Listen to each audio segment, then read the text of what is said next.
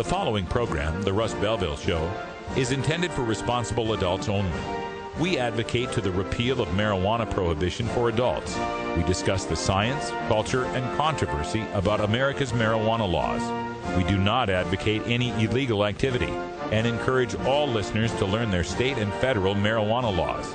Opinions and claims made by guests and advertisers on The Russ Belville Show are their own, and The Russ Belville Show cannot be held legally responsible for their validity or reliability.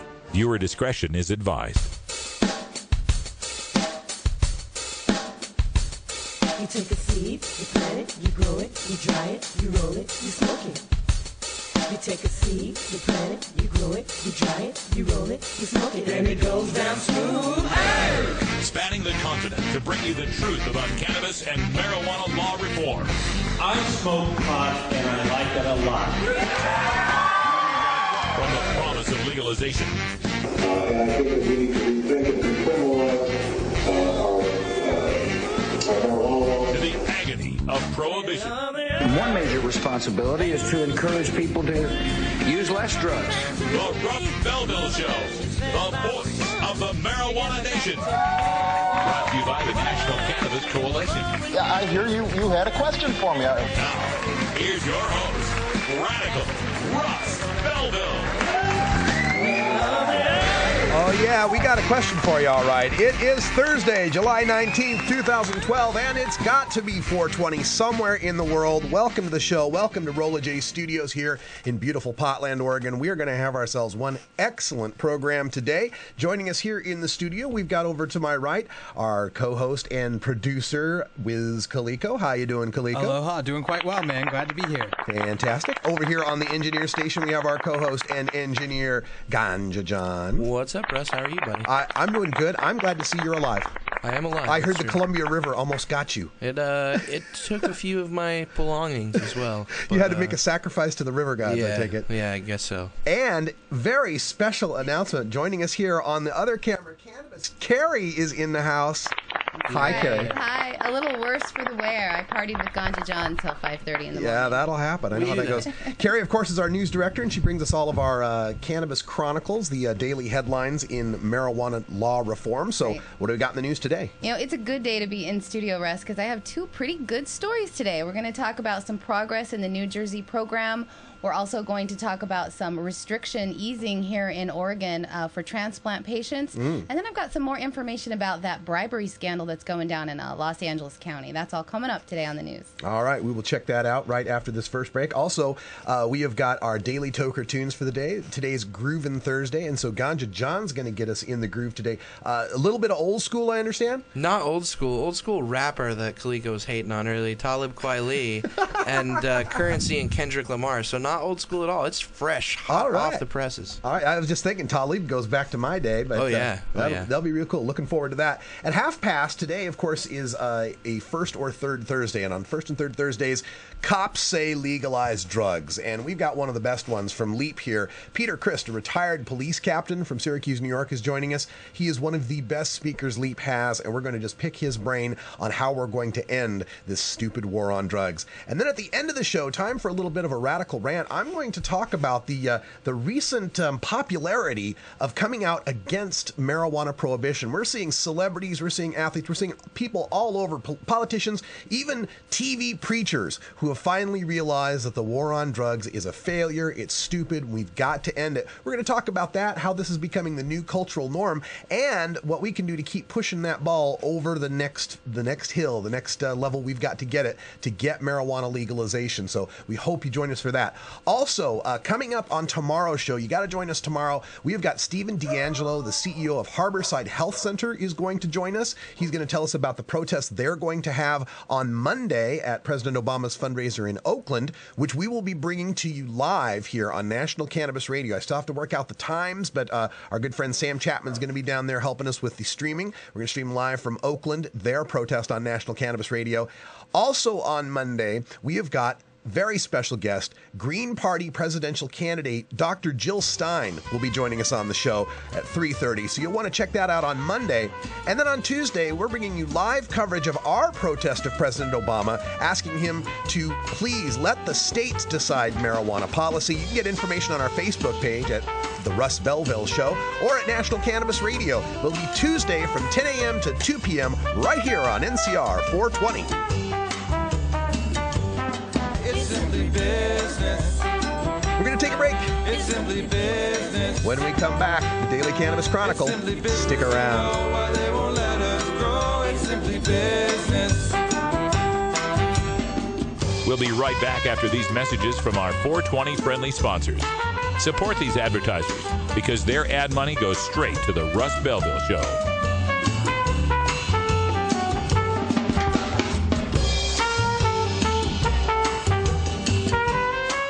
You're tuned into the Russ Belville Show, the voice of the marijuana nation. Brought to you by the National Cannabis Coalition. It's simply business. It's simply business.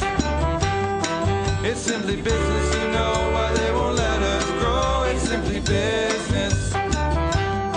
It's simply business. You know why they won't let us grow. It's simply business.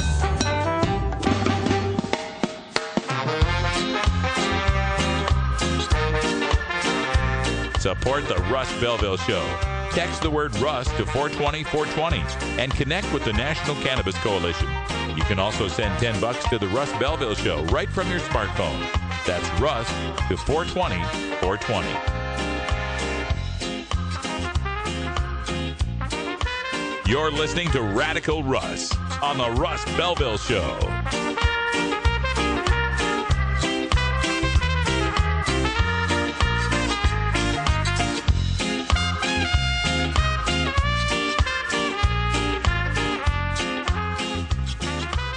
I have a package here for Radical Rick.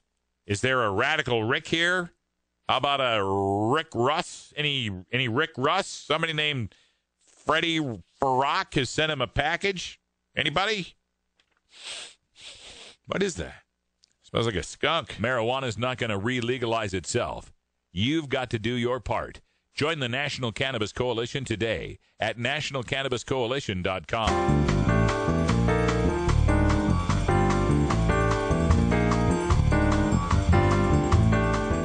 Medical marijuana, industrial hemp, ganja sacrament, consumer cannabis. The topic of marijuana is heating up the news, and the Russ Belville Show catches you up with today's latest headlines. Now, here's our senior news editor, Cannabis Carey, with the Daily Cannabis Chronicle.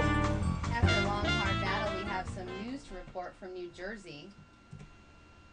After a long, hard battle, we have some news to report from New Jersey. In a move that the state's medical marijuana program is finally moving forward, the first crop of marijuana plants are currently growing in the Garden State. The Montclair Compassion Center, one of 6 medical marijuana dispensaries that got the green light, has begun cultivation, and after a few weeks, they can report that New Jersey's first legal marijuana is currently about 1 foot tall.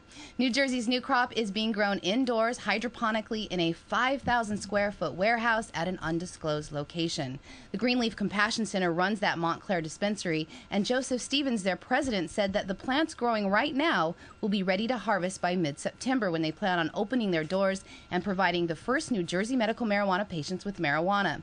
Stevens says his agency has spent about $350,000 in startup costs to get to this point. New Jersey passed a medical marijuana law 2 years ago, but the state government, led by Governor Chris Christie, have been making it very difficult to get that program to move forward.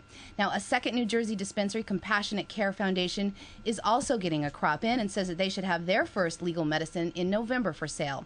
Greenleaf says that they have been getting calls every day from people interested, potential patients, but until they open their doors, the demand for legal medical marijuana in New Jersey is still rather unclear. The restrictions on patients to enter the program are the strictest of the medical marijuana state programs, and the State Division of Gaming Enforcement, which typically vets casino owners for possible organized crime ties, is nearly finished with all the extensive background checks on those other 4 dispensaries. Those other 4 providers are, quote, actively searching or in negotiations for locations, but so far have not secured a spot and have not begun growing their medical marijuana. We will keep you posted on all their progress. The New Jersey program, it's nice that they're no longer the no garden state, unless, of course, you're talking about individuals having a garden, and then, they're still the no garden state. Patients still can't grow their own in New Jersey. But we're one step further along on the process, so at least that's always good news when we get that kind of news. The New Jersey program's been wrought with all sorts of problems, and there's one person you can point the finger of blame at, and that is New Jersey Governor Chris Christie. I was reading on Chris Goldstein's blog about how he was playing doctor on the radio the other day. How these politicians like to go off and say, oh, these people don't really need medical marijuana. There's other medicines that can work better for them. And that always, for me, just begs the question, so what? Why do you have to take the possibly best medicine? And number two, you're wrong. For many people, it is the best medicine. But number three, what are you doing getting involved in this, Governor Christie? You're not a doctor. Let's keep these decisions between doctors and patients and get the hell out of the way. Let people be treated with what a DEA judge called the safest therapeutically active substance known to man. We shouldn't be punishing these people. We're going to follow up, too, because there's so many other unanswered questions about the New Jersey program. When Governor Christie was originally trying to keep it restricted to just 3 strains, that's right, 3 different varieties of medical cannabis. That's all for the whole state, 3 varieties, and to keep those varieties at less than 10% THC. Wow, that's not even medical marijuana where I come from. So, we're going to follow up on that and find out if that's still in the rulemaking process or what kind of plants they've actually got planted now that are 1 foot tall. Are they just the 3 strains? Are they less than 10% THC? We don't have that from the news story, but we will find that information out for you a little bit later. Also, in other New Jersey news, they've started that doctor registry system. Yeah, you heard me right. Doctor registry system. In the state of New Jersey, only medical marijuana state, where not just patients have to register, but if you're a doctor who wants the permission to be able to recommend medical marijuana to your patients, you've got to register with the state. No, that's not going to scare some doctors off. That's not going to freak them out when they know the medical board's looking at them, when they know the DEA's looking at them. Yeah, that's not going to be a problem whatsoever. It just seems to me in New Jersey, they want to do everything they can to deny getting the medicine to the patients, and I don't believe it can really go forward until we get rid of Governor Chris Christie. And with prohibition comes corruption. Former councilman Osvaldo Conde had recently stepped down from his role in the wake of charges against him for bribery, and today he pled guilty to bribery and extortion charges. He is the most recent of 3 of number of Los Angeles County officials that had been snared in a bribery sting. Last month, a councilman in Santa Fe Springs, a Los Angeles County community, pled guilty that he took $11,500 in bribe money in exchange for letting a dispensary owner keep his store open.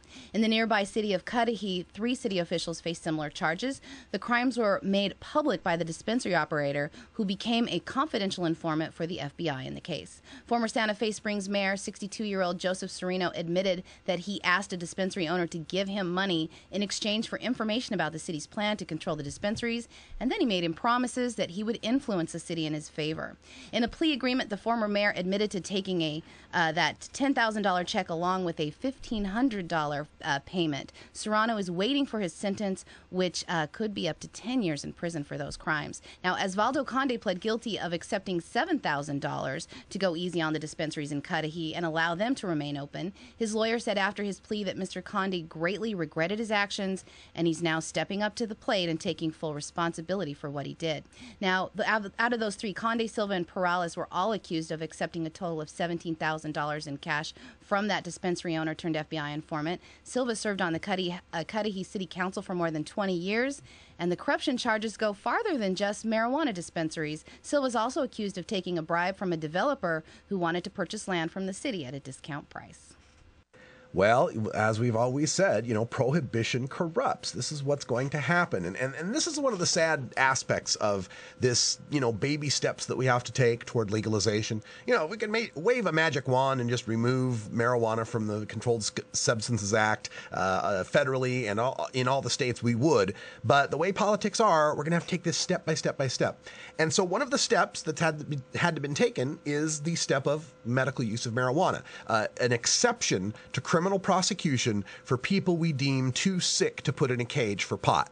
Now, that's one of the natural evolutionary steps that this has had to take. So when it takes that little step toward the legal medical use, it's not that far away still from that whole criminal element, the whole criminal marketplace, the whole underground, unregulated market, where things like bribery and corruption are just the natural costs of doing business. And so the little step that we take toward legalization gets tainted, if you will, by all of the criminal and nefarious things that are still going on in the unregulated market. And that gives us our opponents an opportunity to say, aha, see, we gave you an inch and look what happened. We went this far and oh my God, now they're taking bribes at the city council and the dispensaries are bribing people. And see, those dispensary owners are just bad people because they're bribing. No, not at all. These dispensary owners are businessmen. They're entrepreneurs. They are the very heart of the American economy. They're one of the few growth industries we still have in literal terms as well as figurative terms, literally growing money on trees, right? We have a situation in America where we don't make anything anymore. Our Olympic uniforms are made in China, people. The one thing we got going here in America these days is marijuana. We got the best marijuana in the world, and we are leading the world in the production and the understanding of this plant, despite all of our government's attempts to prevent us from doing so. And you want to tamp that down. You want to kill the jobs that are available there, and at the same time hurt the people that desperately need that medicine. No, the corruption here, the bribery here, is not the fault of the dispensaries. It's the fault of this system. It's the fault of this prohibition that forces us to have to do things that regular businesses don't have to do. Regular businesses can survive in the free market, and we just want the same respect. We just want the same rights to be able to run our businesses like everyone else. We've talked a considerable amount on this subject, and now I'm happy to report that OHSU Hospital, a research hospital in Portland, Oregon, has been quietly easing restrictions on marijuana use among patients who are seeking organ transplants. Now, this shift has been due in part because of the rising number of medical marijuana patients in the state of Oregon. The hospital in the last year has been shifting its long-standing policy that required 6 months of negative drug screens and in some cases drug counseling and rehabilitation for marijuana users before patients would even be added to the wait list for a liver transplant.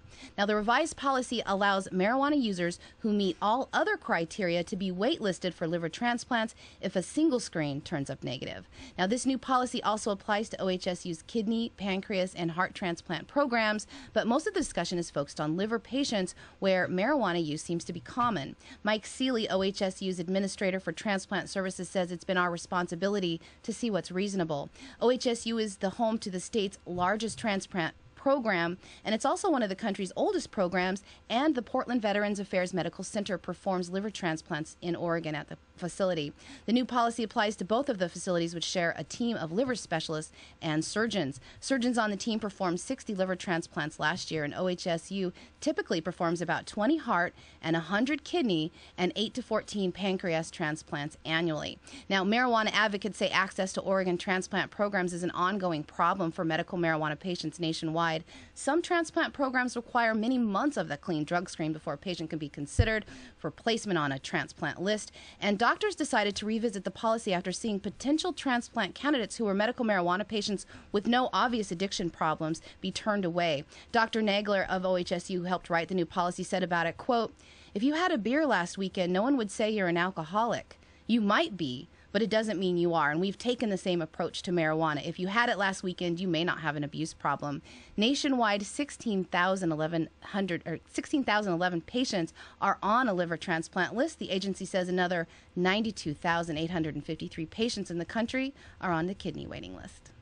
Well, no surprise to me that you see so many liver patients with marijuana use, because just about every other pain-killing drug they can take is awful for their livers. And I hope this is good news for our own Jim Clark, one of our activists here in Oregon, who's been without his medical marijuana for years now because he's been sitting on that list. And of course, our own Ganja John, you've got personal experience with these OHSU people. I mean, what do you think about this? Yeah, I got my first transplant through OHSU, and my second one was through another hospital. But when I tried to transfer because of the problems I was having with my marijuana use, they didn't seem super keen on me using marijuana, but it wasn't as big of a deal. Mm-hmm. And I've heard people getting transplants while smoking their entire time through dialysis. So, you know, I think this is a change that they're now just making official, but it's something that they were ignoring before with a lot of people because, especially those without addiction problems, which was common in liver transplants, because it's just not worth the bad publicity. Yeah, the publicity is awful, and we've been bringing this to the fore. Thanks, John, for everything you've done on this issue,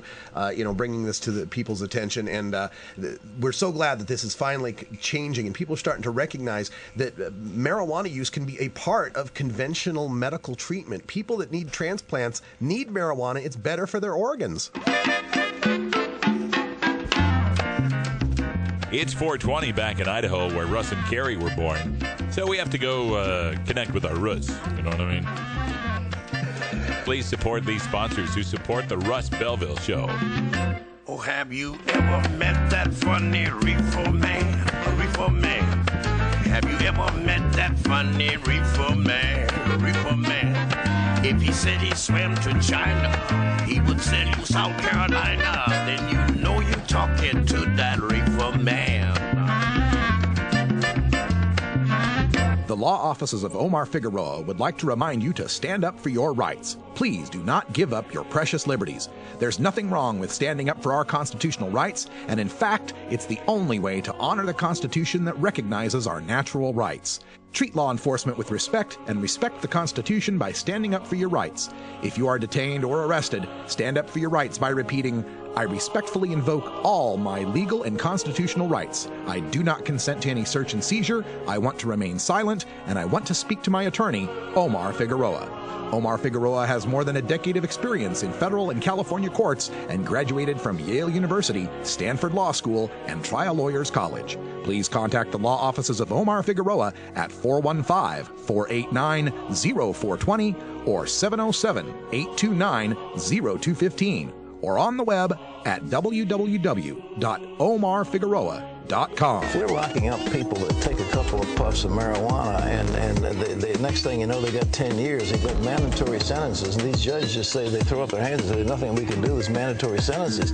We've got to take a look at what we're considering crimes. When the Reverend Pat Robertson from television's The 700 Club criminalizing marijuana, criminalizing the possession of a few ounces of pot and that kind of thing, I mean, it's just makes more sense on the marijuana issue than the president, the Congress, and the Supreme Court. It's costing us a fortune, and it's ruining young people. The young people go into prisons, they come out, they go in as youths, and they come out as hardened criminals, and it's not a good thing.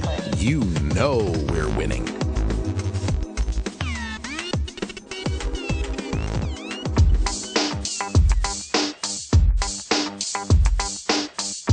Everyone knows music and marijuana go together, so let's wind up our 20 after break with the Russ Belville Show's Daily Toker Tunes, the best in pod-safe 420 music from around the web.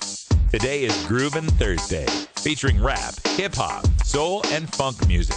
You can get downloads and more information about all our Daily Toker Tunes by visiting music.radicalruss.com. Now, sit back and enjoy your Daily Toker Tune. All right. Welcome back, everybody. 20 after, 24 after now, having a break, and Carrie was all excited. It was her first 420 break in the studio in a long time. So. I know, right? That was fun. Yeah. So for today's Groovin' Thursday, we are going to turn things over to Ganja John, who's got some tunage for us. So, John, tell us about the artist and what we're about here. We've heard Talib Kweli here a lot. We've heard Talib Kweli throughout the last 20 years of hip-hop that I remember. And Kaliko said it was old school. He sounded a lot like Soulja Boy when he said it, talking shit about Ice-T. I don't know how I feel about that. Please do not ever compare me to Soulja Boy. there are plenty other insults out there that I will clap into. Please not that one. But without further ado, let's try this out and see how this works. This is Talib Kweli, Kendrick Lamar, and Currency with Push Through.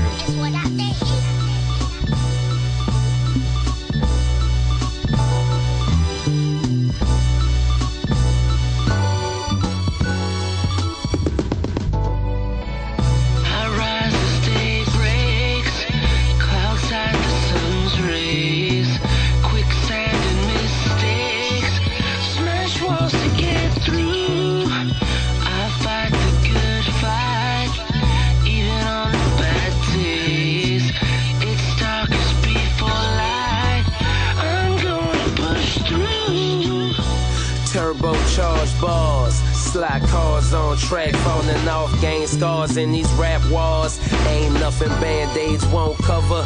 Touring with 7D coverage. Live bands, 2 buses. My own cash, no budget, no major label fundings. Jets, baby, we went from crawling to walking to running. You can't say nothing, you under gag order. Hopping out of Audis, hurting y'all with kicks, I'm the transporter. Think about it, nah, man, you ain't gotta. I'm already on some whole other word to your motherfucking self. Nobody else gonna do it for you, nobody else. And now and then someone to offer you help, but they ain't doing nothing till they really see you trying to do something. I ain't bluffing, kush puffing on you jive turkeys, stuffing stockings with these gifts. All the bullet plaudables, homie, take a whiff. Yeah. Quicksand and mistakes, smash walls to get through. I fight the good fight, even on the bad days. It's darkest before light. Yeah, I'm gonna when you a man, action is what's expected. Nothing is spoken or produced. Never got time for no excuses. You gotta go beyond. My flow is tomfoolery. I smoke these pork rappers so fast they call me charcuterie. I beautifully exude the vibe that's free of ambiguity. Your goonery for the sake of goonery is cartoons to me. It's coonery, it's lunacy. Let's make it plain. On the way that you hang is attached to a tree. The moon talk to the sea and speak a body language fluently. She make it rain when I'm on fire. She always try to douse me. Only reason that you make it rain is cause your diamond's cloudy. I see you from a mile away when they get overcast. Old people feel it in their bones. Invade your home like I broke the glass and let myself in. Fighting for freedom like the people in Tunisia. Spread through Sudan and Egypt. This the music for the movement. The score to your achievements. Never join them, so you gotta beat them. It's carpe diem, hey. Yeah. I rise as day breaks, clouds hide the sun's rays. Quicksand and mistakes, smash walls to get through. I fight the good fight, even on the bad days. It's darkest before light. I'm gonna push through. Like kindergartners, my vision's bothered by vigilantes that harbor on street corners. Try your hardest to harvest bundles of weed on you. The starving, the speed on you, stampede on you, impede on your pockets, then pee on you. Dreams of us living lavish in fabrics of fine linen, spinning established with women dining and laughing. But this environment got us violent, ready to crash in. True society, take this driver's seat, hope you fastened your seatbelts twice. When I rolled them dice, I crapped.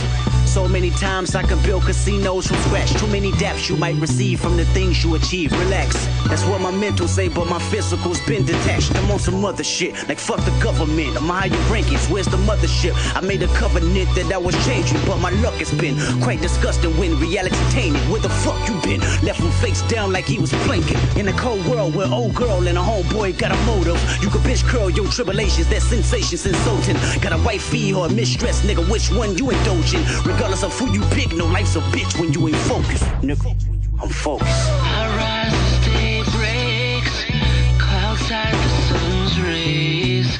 Quicksand and mistakes, smash walls to get through. I fight the good fight, even on the bad days. It's darkest before light. I'm gonna push through.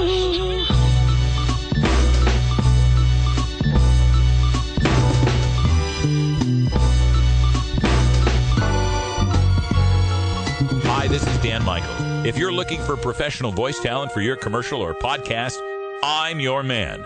Visit danmichaelsaudio.com for more information. I like it like that. Well, I don't know what you came to do, or what we came to do. Oh yeah, we're definitely keeping the funk alive here at National Cannabis Radio. This is Big Daddy Fink, and I want you to join me at the Funky Roller Rink, where it's always a funky party, y'all. Every Tuesday night at 11 Eastern, 8 Pacific. Keep it funky, keep it funky, keep it funky, keep it funky. Which of you are ready to admit to having used marijuana in the past? And they want us to go around and ask each of you. Senator Kerry, yes or no? Yes. Okay. Senator Edwards? Yes. Senator Lieber? I have a reputation for giving unpopular answers at Democratic debates. I never use marijuana. Sorry. I think you'd probably be a lot cooler if you had, Senator. Smoke a little pot, drink a little wine. Everything will be just fine. Smoke a little pot, drink a little wine. Everything will be just fine.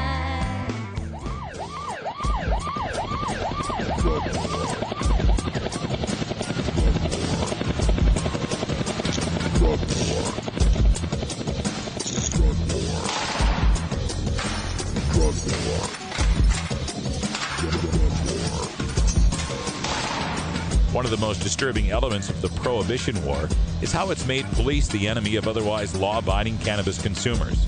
Fortunately, one group of police officers knows the futility of prohibition and reaches out to educate the community and current law enforcement.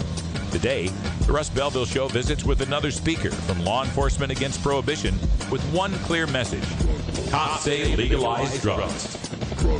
Welcome back, everybody. 31 after the hour, and I'm really thrilled to have on the phone with us Peter Christ, a retired police captain from Syracuse, New York, and one of the finest speakers from Law Enforcement Against Prohibition. How you doing, Peter? Pretty good, Russ. Thanks for having me on the show and sharing your audience with me. Oh, so happy to do so. I wanted to start by talking about how popular it seems now to be coming out against the drug war. We're seeing celebrities and people all coming out now and saying the drug war is a failure. We've got to do something else. And it seems to me as if the ONDCP and the drug warriors have heard this and can read the polls. And it seems like they're trying to shift their message to saying, oh, we're kinder, gentler drug warriors. It's all about, treatment and prevention. And I'm wondering what your thoughts are on that as far as this shift, it seems, in the ONDCP's rhetoric. Well, Gilakowski said that this is fundamentally a healthcare and an educational problem, the drug issue in our society. And I found that very interesting. What I found most interesting was no other reporter that was there when he said that asked him the question. And the question that should have been asked is, what other healthcare problem do you think we should use the criminal justice system to deal with rather than the healthcare system? Yeah, we hear that from, I heard Kevin Sabet debating Ethan Nadelman the other day, and he made the reference of treatment and prevention backed with the, I don't know if he said coercion or something like that, of the criminal justice system. Well, we used to do that with a thing called insanity. Oh, right. We used to put people in prison for that, to put that pressure on them so that they wouldn't act insane. This is... When we started this organization back in 2002, and by the way, I want to mention something that's important about this year. This is our 10th anniversary. That's right. Leap. And because of that being our 10th anniversary, the federal government has named this a leap year. So I'm not going to get away with that, am I? I love it. No, I'm all for it. But anyhow, when we formed this organization, we had to come up with a name, and Jack Cole and I, who were two of the co-founders, were talking about it, and I came up with the name Law Enforcement Against Prohibition. And if you notice, we're not law enforcement against drug prohibition. We're not law enforcement against marijuana prohibition. We are law enforcement against prohibition. And what we mean by prohibition is when you use the criminal justice system and criminalize consensual adult behavior. Now, these are activities between consenting adults. Russ wants to buy drugs. Petey wants to sell them. We're both happy, okay? Now, there's other people that don't think we should be doing this, so they want to criminalize this activity because they think they can stop it by doing that. But all they accomplish when they criminalize that type of activity is they create more crime in their society. And if there's a money connection to that activity, like there is in drug dealing, then you also create violence in your society, because if there is a dispute in this business place about the money, they don't have access to the civil court system to settle it, so they settle it on the streets with violence. So what we at LEAP are formed about is getting the criminal justice system out of the consensual crime business. Let me give you an example from America's wonderful history. I saw a thing on PBS about a year ago, and it was about the gay issue in America. And it started out by putting up on the screen a little blurb, and it said, in 1960, it was illegal to be gay in every state but Illinois. Now, I don't know why Illinois was more sophisticated than all the rest of the states. Land of Lincoln, perhaps? I don't know. Yeah, maybe liberty meant more to them. All right, but that's an interesting example of what we're talking about: consensual adult activity. We did this with the thing called the numbers racket that flourished for decades in this country, using 13, 14-year-old kids as numbers runners to run numbers for the mob, making millions of dollars for the mob. And we tried to arrest it out of existence, and we couldn't put a dent in it, because just like the drug trade, every time we made an arrest, all we did was create a job opening, and was filled instantly because there was just too much money in it. And then one day, the mob shut the whole thing down, shut the numbers racket down. Now, amazing. No. That was the same day that we changed its name to the lottery. That's right. Because we legalized it, regulated, and controlled it. And that didn't solve our gambling problem. You know, there's still people that are dumb enough to blow their whole paycheck on the numbers, you know, playing the lottery and stuff like that. But it put a big dent in our crime problem. We don't have 13-year-old kids running numbers for the mob anymore. And we don't have the violence connected with that marketplace that existed before. So that's what we at LEAP are talking about.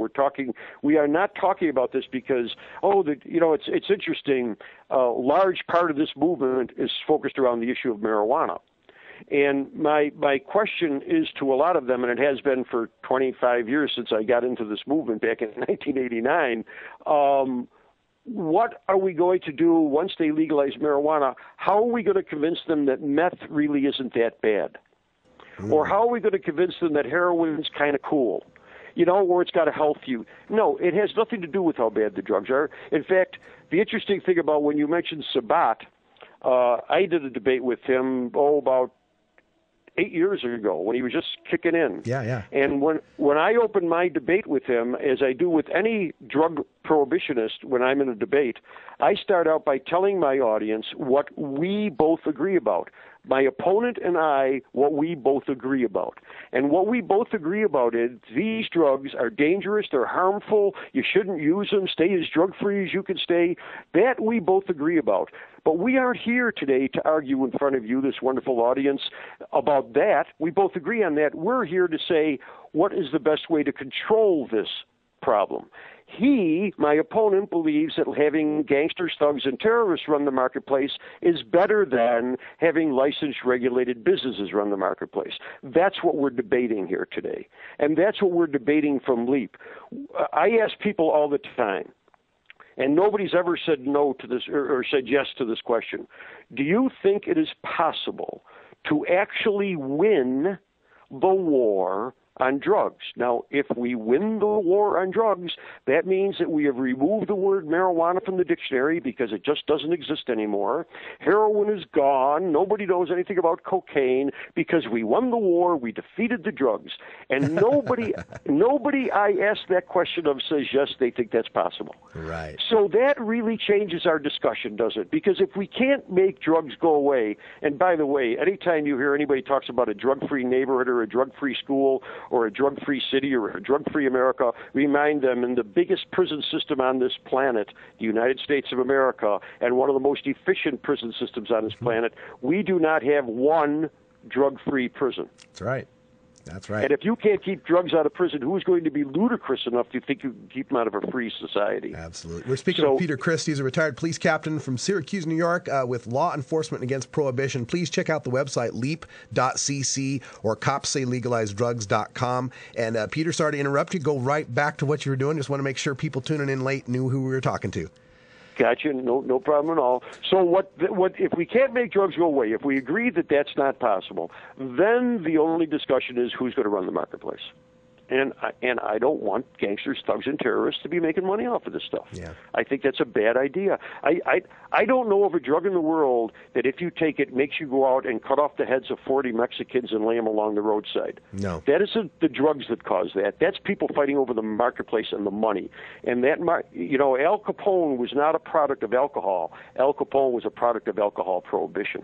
Absolutely. And you mentioned how it's law enforcement against prohibition, prohibiting consensual activities. So does that mean that, LEAP would be fighting against the laws that criminalize prostitution?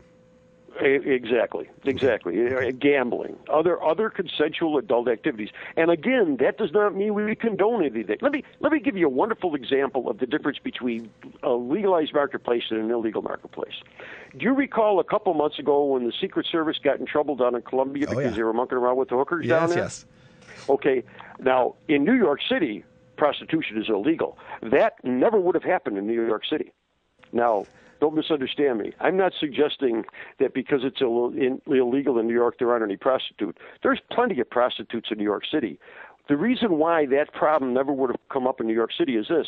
If one of the Secret Service had got a prostitute in New York City and ripped her off, and that's what happened in Columbia, he didn't want to pay, that prostitute in New York City never would have called the police because they would have arrested her. Right. Not the person that stole from her, but her, the person who was providing something that somebody wanted to buy. Okay. In Colombia, when the prostitute got ripped off, the first thing she did was report it to the police. That's right. And it's the same situation so many Americans face now who might have a pot plant in the closet who aren't going to call 911 when there's something bad going on. Exactly. In fact, I was talking to somebody living out in fact, I don't know if, do you know Casper Leach? Oh, yeah. Casper's here in Portland with me. Yeah, okay. Time for hemp? Yes. All that stuff? Okay. Yes. He just moved recently out to Oregon. And I forget who he was talking to out there, but somebody had a grow operation because they have medical marijuana out there. Right. And somebody broke into the grow operation. And the alarm system called the police, and the police called the owner down, and they arrested the burglars. Yeah. And that's what we're supposed to, that's what law enforcement is supposed to do. That's right. Casper's here in Portland, Oregon with us. We're broadcasting out of Portland, Oregon as well. Outstanding. Well, the police work, modern-day police work, was invented in London, England, by a guy by the name of Robert Peel. Now, interestingly enough, that's the reason they call them bobbies in London. Yeah, Robert. Because, all right, and they also call them peelers because named after his last name. That's another nickname they have for their police over there. They don't call them cops; they call them bobbies and peelers. But anyways, when he designed that first London Police Department, the whole idea behind it was to have a group of people in the community that would protect people from other people. That's what they were designed to do. And in our country, there is only one organization in our country that is granted the right to use physical force against our own citizens, and it's not the Army. It's the police department. And the reason why we grant the police departments the right to use physical force, including deadly physical force against their own citizens, is because when you're trying to stop somebody from harming somebody else, you have to use force to do that. That's why we're granted that power. And that's what we are there for. When you pass laws like these drug laws, you're not asking us to protect people from other people. You're asking us to protect people from themselves because we know what's better for them, and we're going to make them live the way they, when the Puritans first came over here, the first thing they did was put people in jail for not being in church on Sunday. So this is not a new thing that we're inventing in this country, this idea that we have to force people to be things. You got the mayor of New York City who was once decided that you could only have this size glass, right? Because you might get fat if you drink too much. Now, the idea that you have to have a smaller one, but you could buy two of them at the same time is a little ridiculous. It's kind of like making gay be illegal and then sending them to all female and all male prisons when you arrested them. A little bit ridiculous, okay? One of the things that I always like to say when, I talk a lot about legalization of not just marijuana, but other drugs. And people kind of react, oh my God, marijuana maybe, but not other drugs. Oh my gosh. And I always say, well, legalization isn't like a destination. It's a spectrum. I mean, aspirin's legal, morphine's legal. I think they should all be on that spectrum somewhere. But I think you've got a quote on your bio page on Leap that I think sums it up best. Legalization just means removal of Schedule 1. Everything else is discussion of regulation. Absolutely. That's fantastic. In fact, that was an incident at a DPA conference back in 1999, and we were sitting around the table. Mark Greer was there, and Nadelman, and a bunch of other the usual people. Mm-hmm. And we're arguing. If you remember this movement back in the 90s, there were a lot of people running around saying, "Don't use the L word. Don't talk about legalization." Right? And I was one of the ones that said, "Gee, it's the only word I know how to pronounce. I can't stop using it." So finally, at one point, in frustration, Nadelman looks at me across the table and he says, Legalization. What does it mean? Give me a definition. And off the top of my head, I blurted that out. Legalization simply means the elimination of Schedule 1. All other discussion is about regulation. At that moment, Mark Greer reached across the table with a pen in his hand and said, write that down. Write that down. You're going to want to keep that. Write that down. So that's because I'm one of those, to show you what an arrogant idiot I am, I'm the only person I know of that has a quote of themselves on the bottom of their email. On your SIG line. That's fantastic. We're speaking with Peter Christ with Law Enforcement Against Prohibition, leap.cc or copsaylegalizedrugs.com. And you can get a speaker like Peter. There's LEAP speakers all over the United States of America. And I don't know, do you have in other countries too? Oh, yeah. In fact, we have, just to give you an example of the breadth of the organization, we started out, there were 5 of us, the original 5. Mm-hmm. 4 of us were from the States, and 1 was a Canadian on the original board. The guy that was a Canadian ended up moving on to other things and stuff like that, and some of the other people did, but we have since added people to the board. Now, 3 of the people on our board, one is a full-time Vancouver police officer still on the job. Another one is a retired judge from Brazil. She's retired. And another one is our latest board member, and she was part of MI5 over in England, and she now lives in Germany, and she's on our board. So we have German, Brazilian, and Canadian, plus American people. This is not just an American problem. This is a worldwide issue, and the use of this policy of dealing with things is forced a lot by America. When Uruguay was talking about legalizing marijuana or legalizing drugs, and they banged up against that international treaty from the 1970s that the United States stuck a section into that says that none of the sides of this treaty will legalize any of these drugs. That's why in Amsterdam, marijuana is illegal, but it's just allowed to be sold in cafes and stuff. Right. In Switzerland, drugs are still illegal, but they supply heroin to people. In Portugal, drugs are still illegal, but they don't arrest people for possession, and they give treatment to people, and they're having much better success with those kind of things than they are with the criminalization of it. And it's interesting to get back to that elimination of Schedule 1.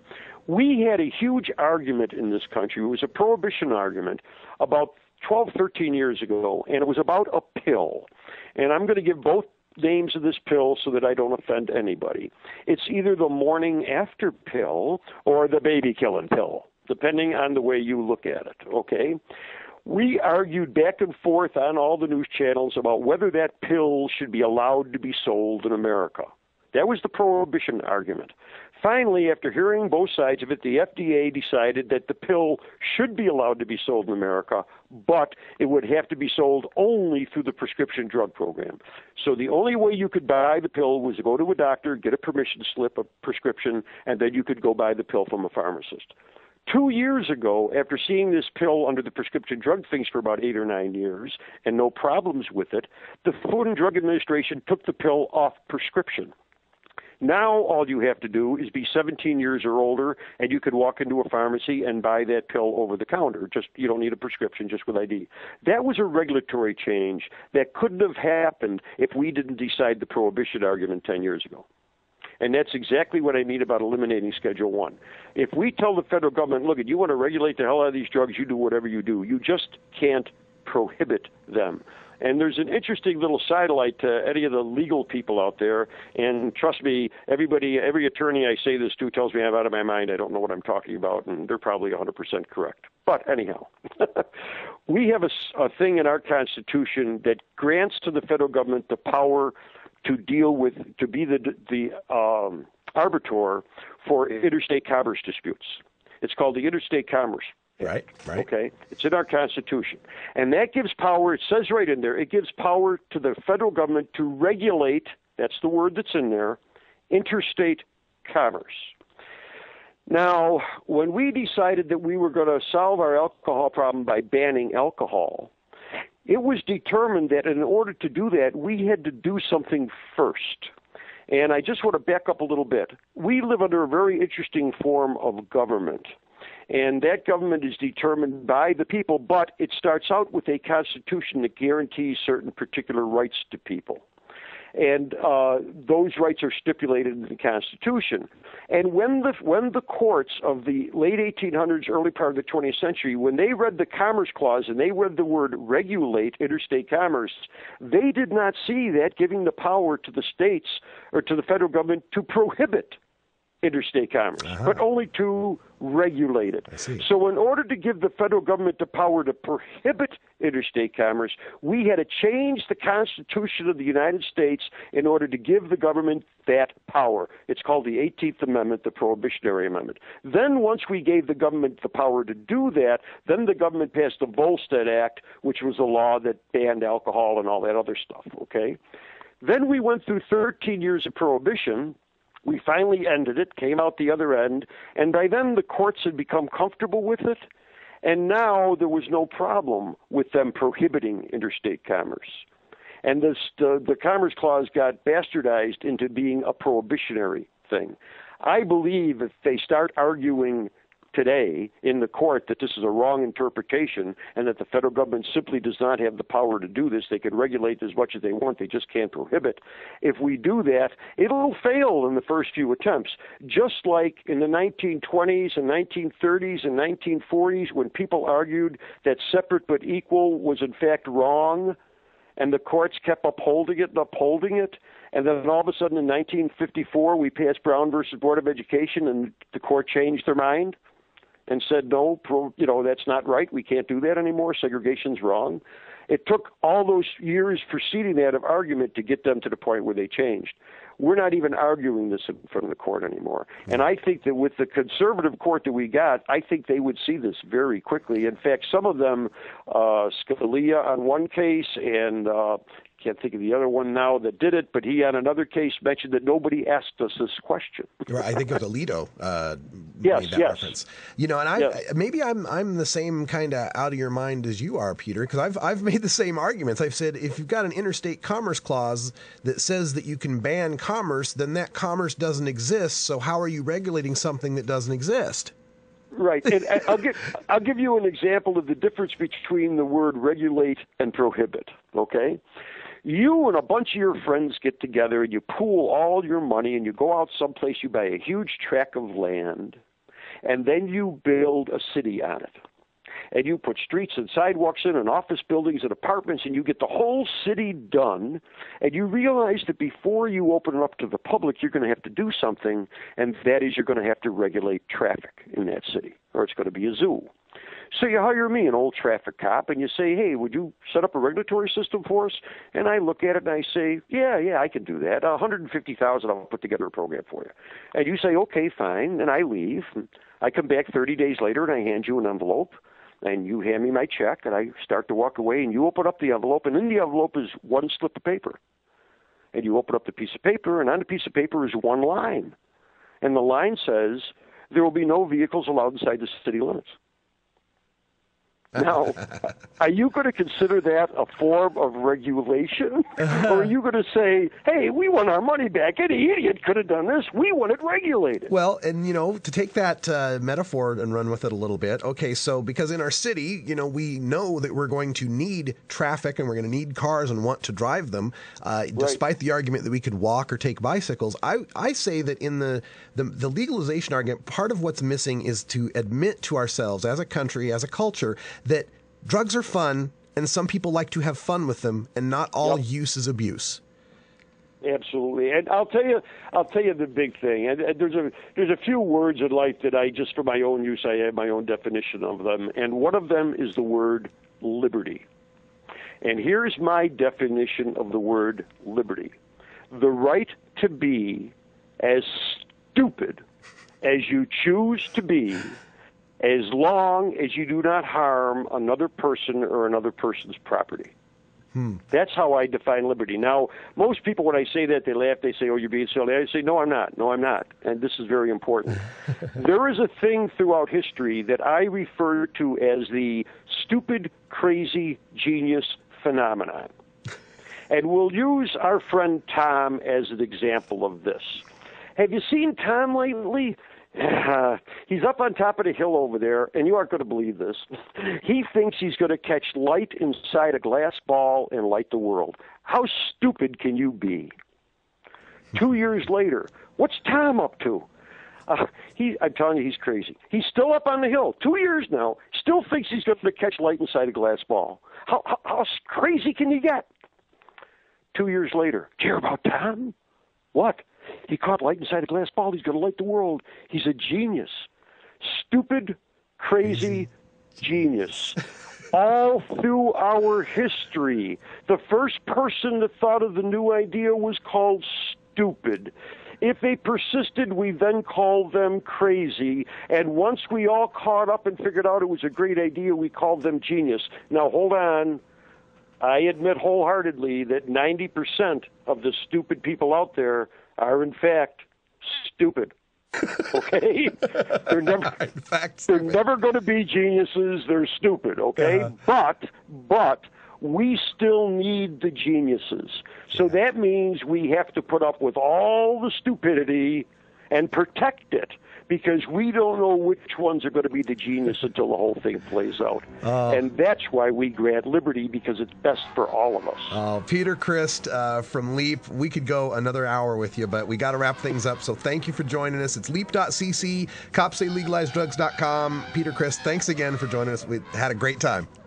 Thank you. Me too, Russ. And there's many more of us out here, so I'm sure you'll have one of us back. That's right. Thank you so much. And we will. Every first and third Thursday, we have got Cops Say Legalized Drugs segment, so you can catch another speaker for LEAP in another couple of Thursdays. So make sure you tune in for that. When we come back, we will have a little time to say goodbye in the first hour, and then we'll lead you into Hour 2, Toker Talk Radio, where we take your calls at 971-533-7111. The Russ Belville Show is blogging and podcasting daily at RadicalRuss.com.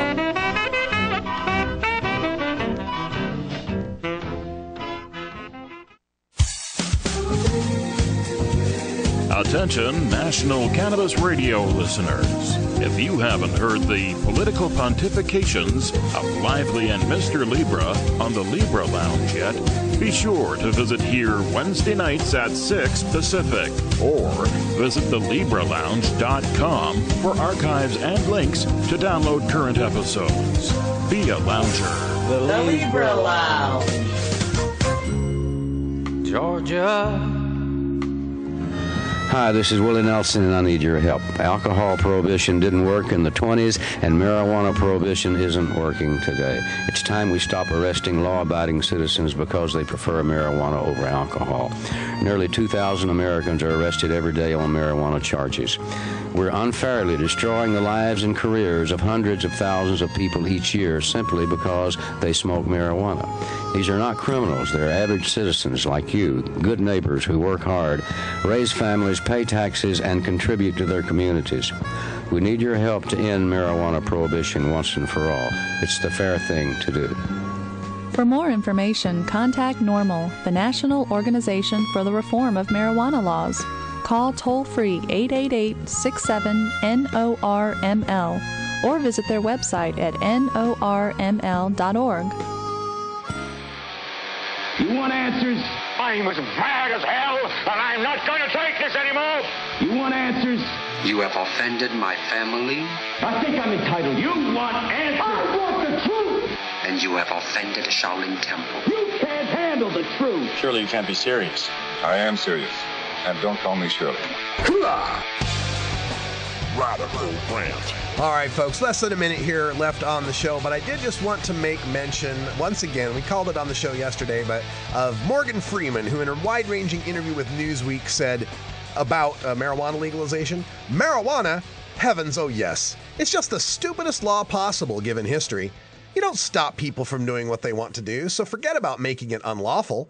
You're just making criminals out of people who aren't engaged in criminal activity. And we're spending zillions of dollars trying to fight a war we can't win. We could make zillions. Just legalize it and tax it like we do liquor. It's stupid. But I also wanted to bring up another part of the quote that didn't get covered well, maybe we covered, but he mentioned how his views evolved on same-sex marriage on this. He says, I grew up in the South, but I started dancing in my 20s when I got out of the Air Force. And studying dance, you're surrounded by gay guys all the time. You get to know them, and you have to shift gears. And that just reminds us of how we've got to get to know the people in our community, and we've got to come out to the people that we know and let them know we are pot smokers and we are good people and we do go to work and get things done and take care of our kids and lead wonderful lives. That's what's going to change things, and you can be a part of it. Thanks for joining us here at the Russ Belville Show and National Cannabis Radio. We're going to take it into Hour 2, Toker Talk Radio, where we've got the full crew here live in the studio, and we're looking forward to talking to you at 971-533-7111. So for Cannabis Carrie, Ganja John, and Wiz Kaliko, I'm Radical Russ. Until next time, take care of each other, tokers.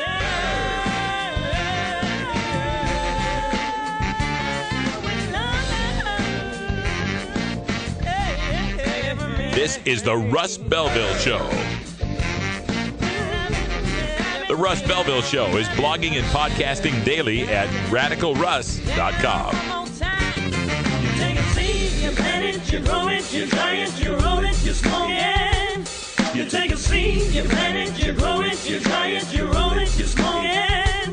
You take a seed, you plant it, you grow it, you dry it, you roll it, you smoke it, and it goes down.